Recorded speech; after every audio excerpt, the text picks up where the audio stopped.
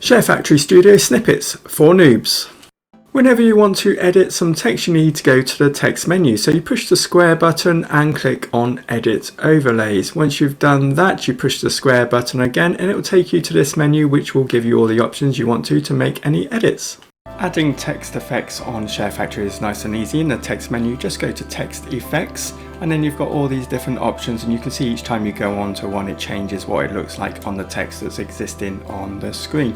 Now obviously you do need to have text on the screen in order to get to this point, so you can just scroll through. There's quite a few options, and then you just choose whichever you want, and once you get to it, push the X button on the one you want, and then that will confirm it and keep it as that until you change it again.